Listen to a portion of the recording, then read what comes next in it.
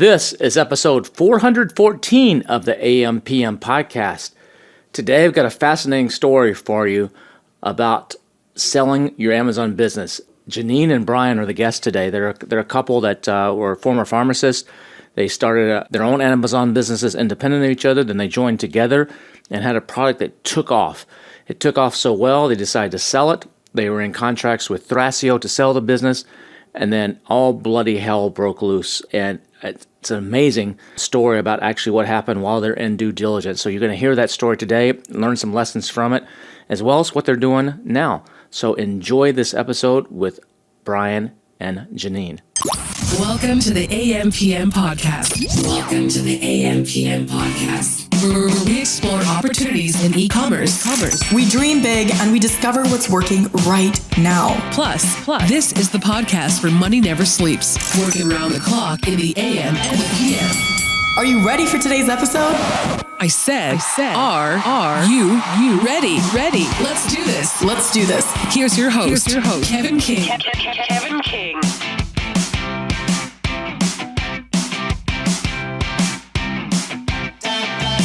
Look who's here right now. I've got two lovely people, Brian and Janine. How are you guys doing? We're doing awesome.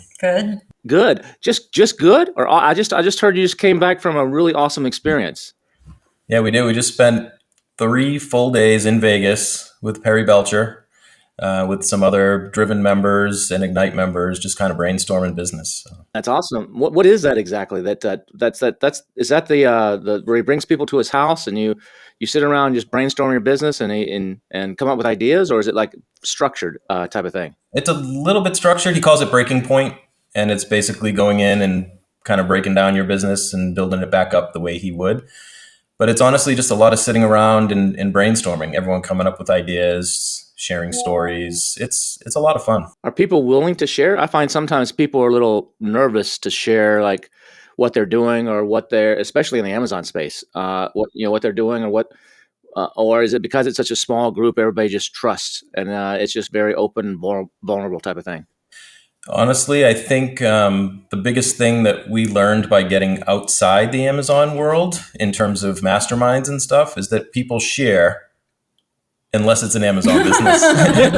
Yeah, it's true. Like we've been in Blue Ribbon, we're in Driven now, and everybody's sharing what they're doing, what's working, what's not. Nobody seems to be worried about copycats and stuff like that. And then every Amazon event, mastermind, it's like, yeah, I'm in this category. That's about the best you get. Yeah. Yeah. I mean, even Perry had a guy there that's in the exact same space he is. And that's literally the guy admitted, that's why I'm here, because we're in the exact same space. And, there's no animosity whatsoever. They both just brainstorming. Perry's teaching the other guy what he's doing that's working and teaching literally his competitor what to do because that works. So, it's different than the Amazon world. It's nice. I agree with you. I mean, it's been interesting. I mean, I totally forgot about that. That's been the case since like 2015, since I started selling FBAs. Nobody ever wants to tell what they do. They say, what category you're in. Right. You say, I'm in pets. And that's about the extent that you usually get. Yeah. But I just did my think tank last week here in September last week. This think tank is where 12 people came out and they sit in a hot seat. It's exactly what you said, Janine, is they're like, I got a pain point. I got a problem. Let's say I'm in supplements. I'm trying to sell supplements. I'm trying to do X, Y, and Z. Well, who's best to actually tell you what to do is another supplement seller, like you just said with Perry. Mm-hmm. But so many people were afraid to actually come to this event. The people that did got massive, massive, massive value. But so many people were like, no, I'm not going to sit down and reveal my brand and my stuff to these other Amazon people. And I totally, when I started to sell this event and put it together, I totally forgot about that because I've been at so many events, like you said. We're both members of Driven, which is a $30,000 a year mastermind, not Amazon based, but there's a few Amazon people in it and some other stuff. And it's not an issue. And I think that's a problem that a lot of Amazon sellers need to get out of their head. It is. I think, maybe in 2015, 2016, maybe there's some credibility to it because that was back in the days of just find a product on Alibaba, stick your logo on it and sell it. But today it's so much about branding and so much about a whole lot of other things that I think that's something that I don't quite understand why it still is pervasive. Yeah, I don't know if it'll change, but it does feel that it needs to. Because you go to events and you hear a story or you sit next to somebody and you're talking to them about their Amazon business. there's such differences between categories and products and everything that without really knowing the full story, it's hard to learn certain things. You can get concepts, but we're all a little bit too tight-lipped on it. When did you guys start selling on Amazon? Did you start together, or were you doing something independently and then you came together, or did you start the whole journey as a couple? No, we started independently, but neither one of us had any great success until we were together. Yeah. They always say a partner makes you better, right? No, Yeah, A good partner. He's good with numbers, analytics. He's like the numbers guy. I do the fun stuff. That's what I always tell people. I do the marketing, the email, and the ads, all the fun stuff. But those two components are so important, and you can't have one without the other. So, I mean, thank God I found him because, my numbers were all a mess. I was doing things that doesn't even make sense on number, but it was marketing, it was advertising, it was fun. So I just did it without even thinking about the numbers. Does this number really work? And that's what he's good for. So is your background is in finance or in science or something, Brian? We're both pharmacists by trade. Oh, that's okay. Yeah. And when I keep thinking, like when we tell the story, we're like, when did you start? I thought it was Amazing Selling Machine. And I was thinking about this before coming on the podcast. And I think my first book was Arbitrage by Chris Green. And it was just about, buying things at clearance and putting them up there. So retail arbitrage. And then another one, Silent Selling Machine by Jim Cockrum. I was pharmacist. Also, I owned a tanning salon and some juice bars. And I was buying like closeout tanning lotion and having the girls that worked for me just bundle them together, sending them to Amazon. And I was selling them that way. Never a big success, but it was so intriguing that you could literally send Amazon a box of stuff and you'd start getting sales. And I was like, wow. And this was probably 2013 to 2015, somewhere around there. Mm. And then we met 2016. 2016. You were ASM 3. Yeah, that sounds right. Yeah. Did y'all meet in the pharmacy business? Like, did y'all work at the same pharmacy? Okay. Yeah, it was, I think we were both entrepreneurial, both doing little things on the side. We had a job, I had businesses. And one day I just was sharing like, hey, check out this Amazon FBA thing. Cause she was doing some YouTube stuff. I mean, you can probably tell it better, but some stuff on eBay. And she was like, what do you mean? Like they're shipping it for you? And it was kind of just started the whole. I had never heard of Amazon FBA before I met Brian, and this was like 2016, I sold stuff on eBay, especially when I was selling all kinds of, books, DVDs, clothing, all kinds of stuff. And when I was selling shoes, which I did for like almost 2 years on eBay, I was going to the post office every day. I was boxing them up in my house. It was a lot of work, So when he told me, no, you just send it to Amazon and they ship it for you. I'm like, what? What do you mean? Like they ship it for you? Because I knew how much time that took me, the packaging, the labeling, going to the name office. I know how much time that took. So when he told me Amazon does all of that for you, that was super intriguing for me. So within 2 weeks, I had already, launched a new product on Amazon. Maybe 3 weeks. I don't know. Yeah, I took action and I was fast. So how were you sourcing, Janine? Were you going to garage sales and buying CDs and reselling them, or buying shoes? I was doing all kinds of things. I was buying like wholesale lots from other eBay power sellers and resell them as individuals. I found a website that would sell me shoes, like a box of 20 pairs at a time for various styles. So I would look up to see like what celebrities are wearing, what style is popular, and just kind of like do that. And I was chasing trends and I wasn't always right. Shipping really killed. I'm in Massachusetts and a lot of California people buy them. Every time I got a California sale, shipping just really killed all the profit. But, I was making a little money, nothing that would replace what I make as a pharmacist. So I was just kind of doing things, but nothing was really working until I met Brian. He told me about FBA. I did ASM, went through the course, and pharmacists make pretty good money though. So were you just had an entrepreneurial, both of you had just had a little entrepreneurial bug on the side, or you just like kind of burned down? This pharmacy thing's kind of cool, but it's just, I don't see myself doing this for the next 30 years.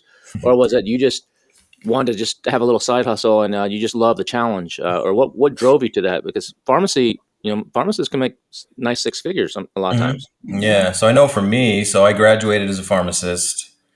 I was always entrepreneurial. So whether it was multi-level marketing or I did so much stuff when I was young. But from the day I graduated and got a job as a pharmacist, every shift in my head was, what am I going to do next to get out of pharmacy? It was that quick that I wanted to leave. And I bought a local tanning salon, I think after being a pharmacist for like maybe a year. never tanned. It wasn't something that I liked. I was just literally looking for a business to buy. It was seller financing. I bought it, built that up to where I was able to leave pharmacy, started opening other salons, juice bars, small gym. Then I kind of went 7, 8 years in that, kind of had a downturn, went back to working pharmacy, did that for another 5, 6 years, and then completely have been out since 2018. And I don't plan on going back. So this is a good thing. I guess this is a good thing those things didn't work out. You wouldn't have met Janine. Right. No, for real. Things Yes. happen for a reason. And it did. Like she can tell you, but she's, you sell courses and you sell information and stuff like that. She's the 2% that takes action on things. And she literally takes action on things and doesn't understand people that buy courses and don't. So it doesn't make sense to me. Yeah. So, and that's kind of all I had to do was kind of just show her a little success. And it wasn't like I was making money, but I was making sales, and that was it for her to believe and just jump more than, she just jumped into it. Like she quit the job before she was successful. So she left pharmacy before I did. But this is not advice. Yeah. For anyone who's listening, do not quit your 6-figure job before making money. It's just what I did. So the two of you teamed up then. So you are both selling whatever you could find, shoes, CDs, random stuff, arbitraging. And then did you just come together and say, hey, we just took this ASM course. Why don't we do private label? And is that kind of how it evolved? And you came up with you did some research and came up with a product line, right? Sort of, but still independently. So I was selling ski masks, and they were, I think I had like 500 that I was kind of selling through. And then when she started getting interested, I don't know how many products you can how much you launched. Yeah, I sold like a dog leash, like the one where you put around your waist. I tried to sell bike headlights. I tried to sell. That was you that was competing with. I sold a leash that you put around your waist too. Yeah, you too. Yeah. Yeah, that's funny. What a small world.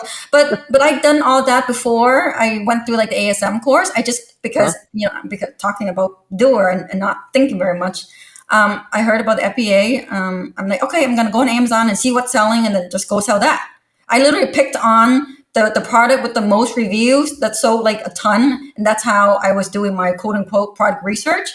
And of course, that's like complete idiocy, after realizing. But that's the power of learning and networking and taking a course and following it. So I did that. And then I realized, wait, that was kind of stupid. I literally went after the hardest thing, like things that you're not supposed to do when you're starting out. I picked on a product that had like 25,000 reviews to compete against. Wow. But then going through ASM, I followed like what they told you to do, almost to a T. And then I came up with several different ideas. I picked out one. I did like a worst case scenario, best case scenario, pros and cons, and I just went with it, and it worked out. So this is 2018, right? And No, so this would have been 2017. 2017. So Okay. after both of us having a bunch of successes only in that the stuff was selling, but never profitably. So we both had products that were just kind of moving and we're spending way too much on ads, and they just weren't good products. She hit one. So it was a multi-unit charging station for cell phones, and it was an electronic category. It seemed competitive. I told her it wasn't a great product. So that shows you how much I know. But it got traction really, really fast compared to the other ones where it was like you had to really work to get these things sold. This thing went off really quickly. I think she started with 1,000 units, and she was, I think we were talking to you about this at Driven. She was trying to devise a plan on how to buy the next 1,000. And I'm going to, borrow from here, and I'm going to do this. And she's putting a schedule together of, okay, I'll get 1,000. And then after we sell those, and we were literally sitting eating ice cream one day. And I said, everything good comes from ice cream. I know. I said, you can't buy I said, you need $100,000 right now, and because this thing's going to scale. And she's like, what? You're crazy. And I'm like, no, like you can just tell certain things just go quick, and this was going to go. That was actually one thing we learned this weekend with Perry. He said every success he's ever had with his businesses, they're immediate successes. And that's something like to really think about, because I think a lot of us have businesses and we keep trying. We're going to hit a breakthrough. It's going to get there. But he said, every single thing that I look back that really, really worked immediately Within 90 days. Yeah. And that was this. And so she's borrowing from her sister and from cabbage loans and from credit cards and for everything. And then that was the brand that we were able to grow to almost 5 million in revenue. And then we exit in 2020 to sell to Thrasio. Thrasio. Yeah. So it was yours, and then you came on as a partner, or you just came on to help her? Yeah, she keeps saying I stole half her business. So He like came out of nowhere. So we were like together as a couple then, and we were just both working on it, and it kind of just, we grew that thing. He weaseled his way in by proving how much he was worth. Yeah. You know? that ice cream story, like literally without him telling me you need $100,000, I'm not sure I would have made it the same way. You know, on Amazon, sales velocity means everything. And my plan was literally, up by 1,000 this week, the next 1,000 in 3 weeks. And I had this whole thing mapped out. And that one little thing that he told me to do, I actually, I looked at him like he was crazy. I'm like, $100,000? I just quit my job. I'm barely making any money. I spent my last $10,000 on the first 1,000 inventory. Like, where am I going to get $100,000? But I managed. How did you raise it? I mean, he said you borrowed from your sister and cabbage, but so you just had to string it together, and $10,000 here, $5,000 there, $20,000 here. Credit cards. I was pulling from every source that I had. You know, I was doing some sketchy things. You know, this is not advice, by the way. You know, I would use like my PayPal account to pay my other PayPal account with a credit card, so I didn't have like a cash advance fee. I was pulling and pushing. I borrowed 50 from my sister, 36 from cabbage, and the rest was like through credit cards and whatever I can pull. Did you have to go back for more after that 100, or you were able to cash flow it from that, or did you have to take like one more round of like funding as it scaled up? It was Amazon lending. Yeah. Amazon lending. The first loan was like $10,000. The second loan was like $70,000, and then the third loan was like $500,000. Wow. So this one product sold $5 million a year. So you're selling. So it sounds like your landing cost was somewhere around $10. So you sold 50,000, 500,000 of these. No, that's gross revenue. No, sorry, that's gross revenue. So we're selling them for that's right. So we're selling them between $40 and $50. So retail. Okay. So you sell over 100,000 in a year. Yeah, that's awesome. And when was it? You came to the $1 Billion Seller Summit at some point. Was that around the time when everything was just like rocking and rolling? Was that 2019, 2020? Yep. So that was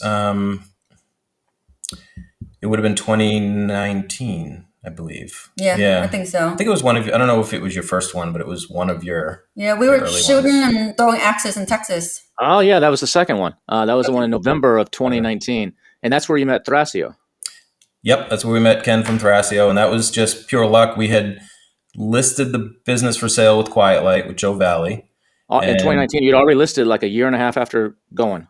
I think it was started in 2017. And it's just kept growing from there. So towards after a couple years, you listed it basically. Yeah, because I know we got the LOI in December of 2019. So we probably listed it a few months before there. And to be honest, to give networking credit and to give you credit, we were not getting people knocking down the door to buy this brand. It was in the category that it was electronic. So there was that I don't know, the technology risk and stuff like that. No one wanted to touch it. The aggregators didn't want electronic products. We got a few tire kickers, interviews looking at people, but weren't getting any offers. And it wasn't on the market for that long, but we came to your event at the beginning when you have everyone introduce themselves. And I think you were kind of separating like, here's the $1 to $10 million sellers, the 10 to 20 or whatever. And this guy stands up and it's a $75 million seller. And we heard of Thrasio at the time, but I don't think it was as well known, and we thought he was just an individual seller. So when Ken stood up and he said he was from Boston and Thrasio, so it was like, wow. So I just literally caught him in the hallway and said, hey, we have a brand for sale. We live 20 minutes away from you. Can we get together and talk about this? He's like, yeah, of course. And so we just hooked up from there, and they gave us an LOI a few weeks later. Yeah, so. The power of networking and going to events, Kevin. Talk about that. Yeah, I don't think they would have reached out to us. They had already seen the deal. Joe had put it by him. It was literally just talking to the guy. Personal, face-to-face relationship. Yes, yeah, I think that made a huge difference. Oh, big time. Yep. When he called us to go meet them at their headquarters, I thought, he wanted to ask about numbers and this and that about the business. It was zero of that. Literally, he was just asking us about our lives and who we are. That was the only questions that he was asking. So I'm like, oh, so it really matters, of course, who's behind the brand. It's not just what's on paper. And I think that was what helped with the deal. So meeting him in person at your event was key. Why did you decide to sell? Was it just was that because that was becoming the cool thing to do, or was it like, you know what, let's get out while let's make some money while this is hot, before I'm scared there's going to be a downturn. Let's get out while we can, or you're like, we want to go buy some real estate. Let's leverage this. What was the reason for selling? So what triggered it was because we were not in the selling mindset at all. We're growing this thing. Things were going great. It was a tough brand to run. It had suspensions all the time. It had bad competitors. Really? So a lot of safety complaints because it's electronic. It would melt somebody's iPhone. It would, burn somebody's house all down. kinds of stuff. So constant suspensions on the Hero SKU. So it was very stressful, but we're going to grow this thing. It's growing like crazy. We joined Blue Ribbon and we had a 30-minute phone call with Ezra. And we were kind of asking him advice on how to scale this thing, how to put it on Shopify, yada, yada, yada. And about 15 minutes into the call, he goes, I'd sell it. We're like, that wasn't what we're expecting from him. He goes, you're in a tough category. It's a search-based query product. So if they're not searching for it, it's going to be hard to advertise this thing like Facebook traditionally. And he said, it looks like things are rocking for you. I would sell the brand. And he said, I have a great broker. I'm friends with Joe Valley. Why don't you guys at least talk?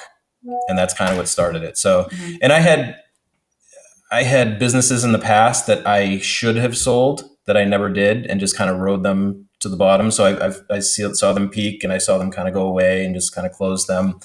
So I kind of learned over the years, like you sell when things are good and it's hard to do. But so I think having those times in the past and then having someone who we respected, when Ezra told us just sell, we're like, huh? But then that was it. So we started getting the brand ready for sale. And I mean, thank God timing was really, really good. And it was luck, it was sitting down with him and him kind of saying it and things just kind of working out. So then you get an LOI at the end of 2019, going through due diligence, COVID hits, and something else happened. I think you told me it driven right around the time where just before there's supposed to be a wire transfer, with a nice seven-figure wire transfer, something happened. What happened? We had a bunch of things happen, believe it or not. So I was going through some past notes because I wanted to get some of the wording right on this. Because part of the story, we haven't really told many people. We told you part of it, but that was the last hurdle that we had to get over. So during due diligence, we had a safety complaint. This is exactly what the risk of this brand always was. So our listing got taken down, and I don't even think it was a week or two after LOI. And I called Joe Valley and I said, Joe, we have a problem. Like, our listing's down, Hero SKU, we're losing $5,000 to $7,000 a day. And we had gotten suspensions lifted before, but every single time it was more and more paperwork and the delays were longer. And he's like, well, let's just be honest with Thrasio, call him up, tell him you're working through it. You're going to get it taken care of, and let's not hide it. Let's bring it out right now. And we did. So we talked to Thrasio and they said, okay, just let us know how it goes. And they were pretty cool with it. So we got that settled. Then we had... Was it a legitimate complaint, or was it someone just saying my house burned down? Yep, it was never clear. That was what was frustrating about the brand. So, Amazon, they take you down, they give you... They don't always tell you why. You don't know why. Yeah. And they don't tell you what message from the customer triggered it. They just say they got a complaint. They don't tell us who. They don't give us the details. They don't give us anything. No. And no way to contact the customer, no way to know if they're lying, no way or exaggerating. It's just take it down. And then we had to show all the safety certifications and everything. Then we had an inventory mix up where we had sent in directly from China 4,000 units of a different color. And it got mixed up with our Hero SKU. And so this is still during due diligence. Yeah. We recalled 4,000 units to a storage unit 10 minutes from our house in the middle of the winter when it's 10 to 15 degrees out. Yep. And we went through... They're sending those back like one or two in a box at a time. Yeah. It's not like there's several pallets of your 4,000 units. It's like you get 300 boxes. Yes. Yeah. And it was a little better than one or two in a box, but it wasn't much better than that. And we did it at a storage unit. So we're meeting them there every day. And we went through 4,000 units by hand, sorted them, relabeled them, and got them back in. So that was also during due diligence. Wow. Thrasio objected to the lawyer that we were using because she had worked on helping them when they got started as a company build their APA like templates and stuff like that. So we had been working with her for a few weeks, and they said we don't want to work with her anymore. So we had to find a new lawyer. So we're going through all this stuff, and we're like, oh my god, we can't make this stuff up. and then I think days before final close. So we had resolved all of this stuff because one thing, I mean, most business people are, but problem solving is like part of, I think, my strength. Like if I have a problem, I will figure it out, and I don't like to lose. I don't like to quit, and I will solve a problem. But man, were we getting like worn out because you get like, this is not going to work. It's not going to happen. And to give Thrasio, you can taste it. You can taste that money. It's too. Oh my God. You can smell that bread cooking in the oven and be like, Oh my God, yes. It's too close at that point. Yeah. And Thrasio's credit, they were great to work with. I mean, they just kept kind of rolling with us. They never adjusted any of the offer or anything. We got what we had agreed to from the start. But then days before, no, it was the morning of. The morning of. We were supposed to sign at 3:00. I woke up that morning. It was like 6 a.m. Okay, that day right. We were supposed to sign at 3:00, like literally the final signing. I woke up. It was 6:30 in the morning. I looked at my phone like we always do. You wake up, first thing you do is grab your phone. ASIN suspended. ASIN suspended. ASIN suspended. ASIN suspended. ASIN suspended. Shit. IP complaint. This time, basically, the whole brand was taken down. Almost the whole brand. Yeah. Basically, everything that made any money was taken down. You go straight to the bathroom and throw up? I think I was in shock. There were a lot of tears. No, I think I was in shock, and Yeah. I'll let him tell the rest of the story because I was in such shock. I don't think I remember much.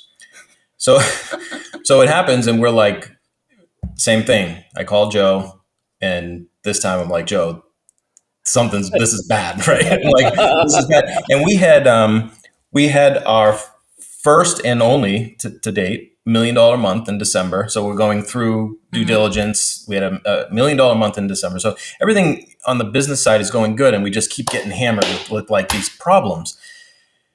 And so when this one hit, both of us were just scared. We're like, this is not going to work. Oh, I thought it was over. Yeah. I thought it was over. I threw my hands up, but he kept going. Yeah. So I called Thrasio again, told him what happened. We told him it was a BS complaint, and we're going to fight it, and we're going to get it figured out. Just be patient with us. And man, did we try? We tried all the normal stuff. We had to call off the 3:00 signing. They had to get yeah. So we just basically pushed that until further notice, and that happened multiple times during this deal. So now we're in the beginning of February. We got the LOI beginning of December, so it's now in the going into the third month, and so we tried the Amazon route, tried to invalidate the IP complaint, tried to do all the research that we could. We had a SaaScore representative from Amazon at the time, and we had her trying to help us, and we're getting nowhere. We had an IP lawyer write us a letter. Well, we reached out to Kevin. I emailed you. We had met. What's that guy's name? My God. Rich Goldstein. We met Rich. Awesome guy. Yeah. Love him. Also met him at your event. So we reached out to Rich, and he's like, man, this is a tough one.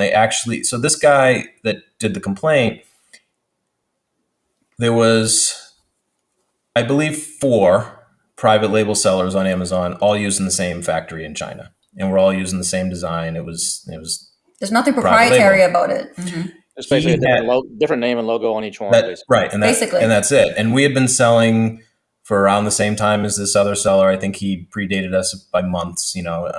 Couple months. And he filed a patent in China using the factory helped him do this, and we thought we're screwed. He got a US a US-based seller, or was he a Chinese-based seller? He was a US-based seller, yeah. Okay. And so the Rich's letter didn't work. Nothing's happening. The factory helped this guy get a patent. This is how. Wow. The Chinese don't get it. They don't understand that. Oh, we sell to 4 sellers, and if we have one of them get a patent, they're going to screw the other 3 sellers. The manufacturers in China, I don't think they understand like patents the same way we do. They literally helped him get the design patent, and he got it. And that's when he took all of us down. It was me and it was us and a few other sellers that the same factory was selling to. I can't believe that. Did he get the patent in conjunction with them, or they just basically gave him the IP? They gave him the information to get the patent, because you need like certain documents or whatever. Yeah. They gave him all of that to get the patent. And once you have a patent in China, you can block exports. He got a U.S. patent. And it was, no, she's he got right. a U.S. patent. It was a U.S. He got patent. a It was a U.S. patent. Okay. It was a Yes. U.S. patent. He got a U.S. design patent. Oh, okay. Yeah. So he did have a patent. So it was issued, not pending. It was issued. It was issued. It was issued. Yep. And when we looked back at it, it had been issued like on Christmas Eve, 2019. So he had just had it, and he waited till it was almost like he knew like this whole process was going through. Was he outselling you, or was he? No, we were outselling him. So we were the leader in that space. And then we reached out to the other sellers because he took everyone down. And it wasn't a lot of us, but I think it was 4 total. Mm-hmm. And so we started talking with them, and we're all started doing our own research, getting our own lawyers. We're all, going crazy. We got the factory involved. The factory owner got involved. Yep. And Amazon wasn't lifting it. So the total time was about 2 weeks. It felt like a lifetime. I finally got in touch with the other brand. And it was emails at first, and I looked back. The patent. I looked back at my emails, and at first we're offering to give them $25,000, just get us back up. We'll pretty much trying to negotiate anything for us to continue to be able to sell. We've all been selling the same thing for years. We're just, a small business like you. We're a family, yada, yada, yada. He was looking for, he wanted a license agreement at the time. He wanted us to pay per unit, and Thrasio was not having any part of that. So that wasn't even an option. So they wouldn't have purchased us if that had been the case. I'm surprised Thrasio didn't back out at this point. Oh, I'm very surprised. God, yes. Very surprised me too. Yeah. So a lot of this was just email back and forth. And then one day I said, hey, can we get on the phone? Can we just talk about this? And he agreed. We got on the phone. And at this point, so Janine had been, don't tell me about anything anymore. I couldn't sleep. I couldn't eat. It was the longest 14 days of my life. I just couldn't. She thought it was kind of done. Didn't even know what I was doing behind the scenes. I wasn't telling her because I was afraid it wasn't going to work. And why pull her through the stress? I was stressed enough. But got on the phone with them, had a good conversation with them. And he was a religious man. And he said, so you truly believe that you have right to keep selling this. You feel that I've harmed you. It's not fair, all this stuff. And I said, yeah, I said, we didn't copy your design. We bought from the same people, nothing, we're just business people. We're just doing this. And he said, well, if that's how you feel, literally he said, to the effect of, even if he holds us to this, we're going to, judge him on Judgment Day, and he's not okay with that. And he's going to release us of it. Mm-hmm. And, we're just going to walk away. And so he was really good to talk to. However, would you believe that when he said that, or were you just? I didn't know whether to believe it or not, but I at least knew that we're getting there. But Thrasio wouldn't accept that, of course, because, right? So. So he found God. It's going to be okay. Right. Right. Yeah. So Thrasio said, okay, that's great. But, we're going to need to come up with a mutual settlement agreement.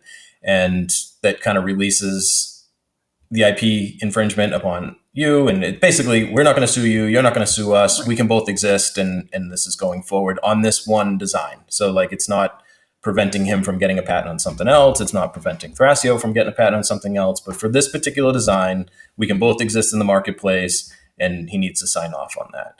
And Thrasio came up with a whole lot of, legal stuff to do it. And I was so nervous presenting it to this guy who kind of wanted to do it on handshake. And he was good. And he made us add one clause to this mutual settlement agreement. And I pulled it up. I'm going to read it so I don't get it wrong, but it basically says that Brian and his family agrees to hold no charge against him in the day of judgment. And so that clause, that's in the clause in the contract. It is. And that was important to him. And of course we were fine with that. I mean, he he saved it for us. It was his religious belief, I think, his deep connection to God that like literally like saves our business. Yeah. I remember him asking Brian, "Do you really think that I'm being unfair?" And I remember it was a text, and we're staring at him like, "What do I say? What do I say?" Because we knew how we answered that is going to break or kill the deal. We stared at a text over and over again, and I think finally Brian said, "Yes, you're being unfair." No. But I think, what do you think he got? So, do you think he got the patent to actually knock the rest of you off, or do you think because it sounds like he's like regretting it now, or it sounds almost like he's like was naive to what the impact was or something based on. So I think part of it goes back to, in the online space. So I'd owned brick and mortar stores before. And when there was a problem, you kind of dealt with it in person. So whether it's a problem with the town or the health department or the assessor's office, you kind of dealt with problems with people and you could work things out. In the online world, we're all faceless. We send emails and we get mad at each other, and our competitors, they're just too. Other people, especially their families too. They have kids. They have moms and dads. And I think literally just having a conversation with him and us both realizing, hey, we're just both people trying to make a living. We're just running a business. We're not out to get you. Hopefully you're not out to get us. So I think that was key, just talking to him. And his reasoning, which we didn't know at the time. So when he first started in business, a patent was filed against his original design, and also started by the factory. So like he had kind of gotten screwed in the beginning of his career. And I think he probably did this to protect himself, and he finally had got it issued, and it was, I'm going to take everybody down. And again, I think it's because we don't think of everybody as people. We just see it as it's a business, I'm going to take them down. And I think honestly, just having a phone call with him and some emails back and forth just maybe made him realize that, would I do this to my neighbor? If this was a competing business in town, it would be usually handled a lot differently. And yeah, I think that's it. So 2 lessons from it is like, we're all people and every problem can be solved, and don't give up. We tried every route. I'm probably leaving stuff out because it was just, how are we going to fix this? And how are you going to fix it? Yeah. I didn't do any of it. Yeah. All credit goes to him. So he didn't really steal half your business then. He saved your business. He sure did. He deserved that half. He deserved that half. Yes. I came through in the end. Yeah. He came through in the end. Yeah. So during those 2 weeks that you're down, basically, how did that affect sales? 2 weeks of no sales is going to definitely hurt you as far as ranking and everything else. Did it recover? It recovered really quick. It was so in terms of, this brand just worked through all the suspensions that we ever had, because we had multiple throughout the time. We never really lost ranking. It picked up really quick. And when Thrasio bought it, they still got a growing good brand. So what happened to the brand? Was Thrasio able to grow it more, or did they end up tanking it? In the first year, so at the beginning, so we had some... we were still in touch with them because we had money on the line, earnouts. So we were still in touch with them. So we have access to like some of their back end. No, they were, I think they were doing close to the 8 million that first year, right? More than that, 8 million. They had a deal of the day. We all know how big deal that is. They had a deal of the day, completely sold out within hours. So I don't know how many units they sold out, but I'm sure it's a lot. They had deal of the day. They were going to do 8 million that first year. And they had so there was stress after the deal because of some earnouts that we had, and they ran out of inventory month 2 or 3 of owning it. And that was after us having weekly meetings with them, telling them, you need to order more, you need to get this in stock. It's going to take time. And it was weird because those are the things that we assumed that this giant company is going to be really good at. Yeah. And they were letting things run out, and we're still in touch with Joe Valley at the time. And we're like, this is going to really affect like things down the road. We're not going to get paid.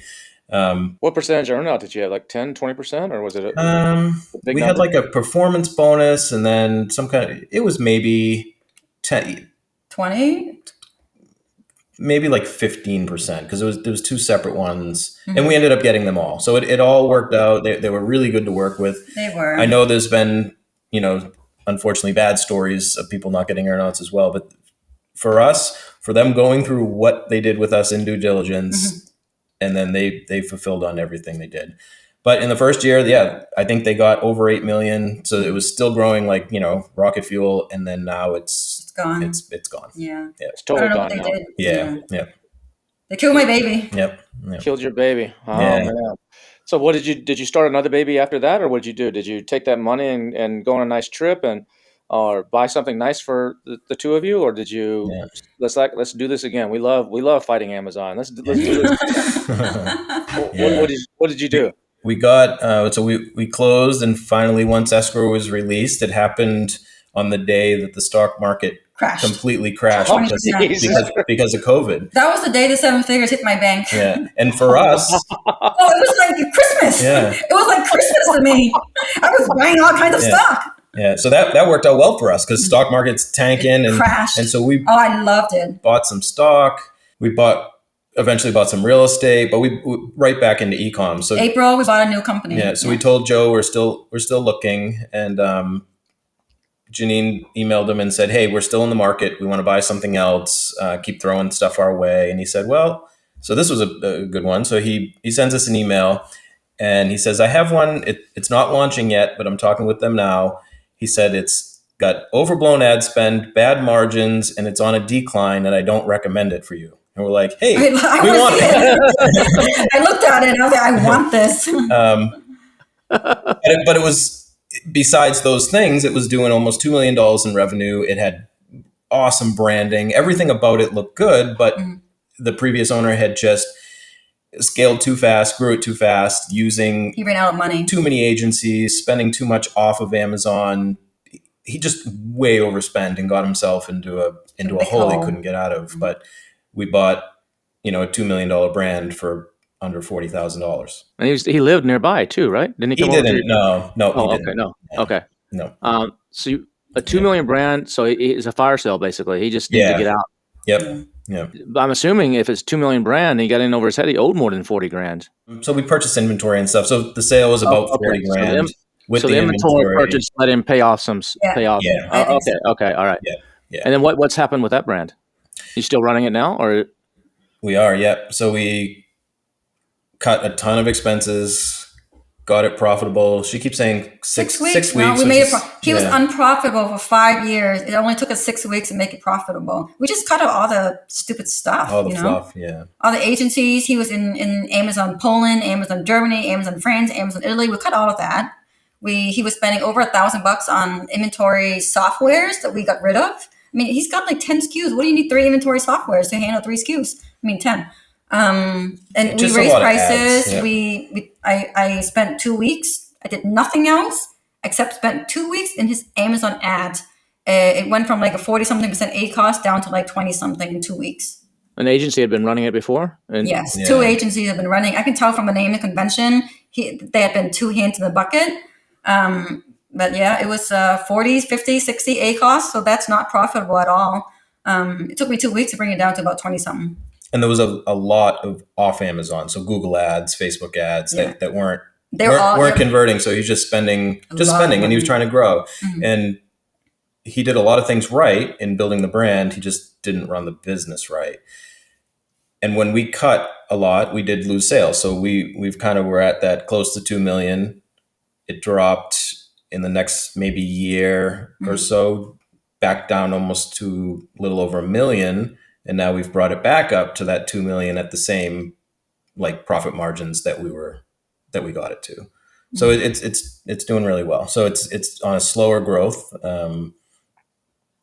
but now we're profitable, and we're profitable in a pretty good way. So are you looking to hopefully exit that one at some point, or are you just having fun with it? Something to do during the day? Yeah, that was something we talked to Perry about in the last 3 days at Breaking Point. So we don't know. So our goal was, you have an exit, right? And then everything was like, well, our next one has to be bigger than this one.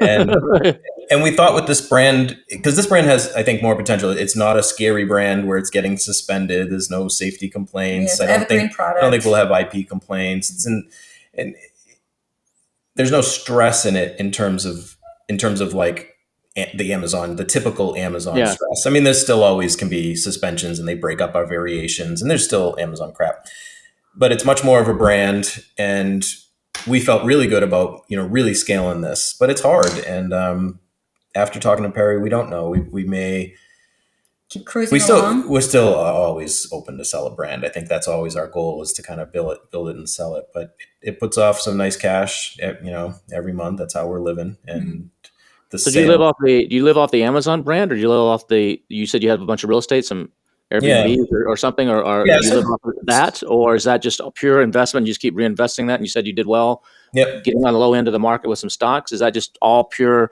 Let's just live off the Amazon business. Everything else, we're just growing for the future.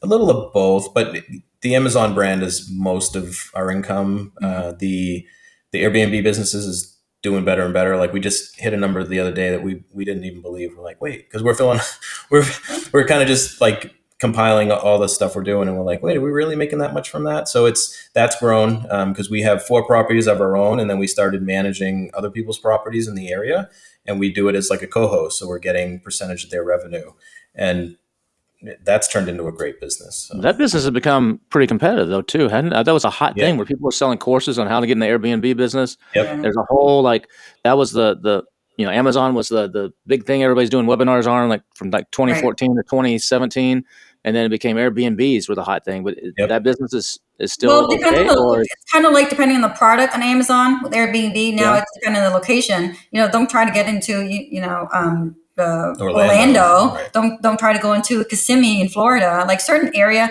don't try to do Joshua Tree in California. Certain areas have had their time. It's gone. It's come and gone. But there's still different pockets that are developing around the country. That's in the up and up.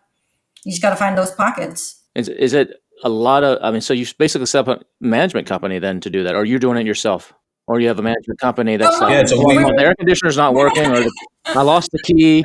You're looking at the 2 managers.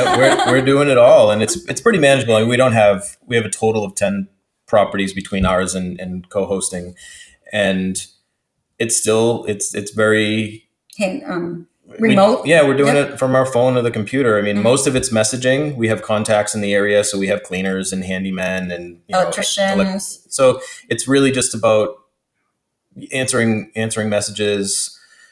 You don't do a whole lot of promoting because it's on the platforms, kind of like putting it on Amazon. We put it on Airbnb or Vrbo, whatever. There's things you can do to help with rank, but there's not. It's not like we're having to drive traffic to these sites.